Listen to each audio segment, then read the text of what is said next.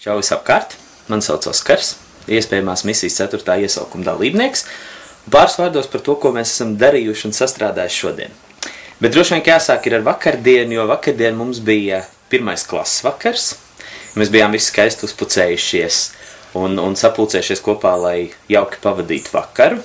Liekas, tas ir līdz šim bijis viens no tādiem skaistākiem un emocionāli tādiem pielādētākajiem mirkļiem šeit vasaras akadēmijā, jo mēs visi bijām kopā uz viena viļņa, dejojām, skaitījām dzejoļus, klausījāmies mūziku un lieliski izklaidējāmies, jo pēc iepriekš smagi grūti darīta darba, tas, acīm redzot, ir bijis tieši tas, kas mums ir vajadzīgs. Šodien, ko mēs esam darījuši? Mēs ļoti daudz runājām par emocionālo inteliģenci. Pieļauju domu, ka dažiem no jums tas ir dzirdēts.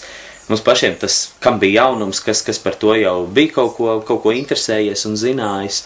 Mēs runājam par to, kā kontrolēt savas emocijas, kā strādāt pašiem ar sevi, un veselu dienu mēs to vien darījām, kā preparējām sevi, analizējām sevi, gājām no zvaigznēm līdz saknēm, lai saprastu, kas mēs esam, ko ar sevi mēs daram un ko mēs varam darīt citu labā, lai palīdzētu, visvairāk jau emocionāli atraisīties un būt tiem, kas viņi patiesībā arī ir.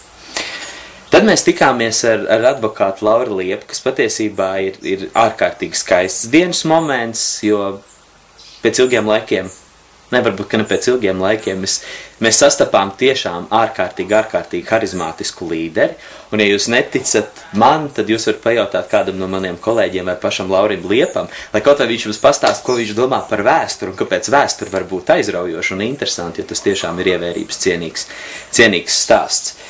Un vēl mēs šodien katrs tikām pie šāda te konverta, kurā ir ielikts iekšā vismaz 17 labas lietas, ko domā par mums mūsu kolēģi. Un patiesībā tā ir viena no misijas lielākajām vērtībām, vismaz līdz šim un droši vien, ka arī turpmāk, ka mēs mācamies teikt labas lietas viens otram, un tas nenāk piespiedu kārtā, bet nāk no brīvu prātu un aicinājumu. Ja es vēl savu konvertu neesmu apskatījies, es to tūlītās arī droši vien, ka darīšu, bet tas, man liekas, ir lielākais iegūms. Un vēl es gribu pateikt, ka mums ir šodien īpaši ir bijusi fantastiska klases audzinātāja, kur šodien ir padarījusi savā veidā ļoti neaizmirstam.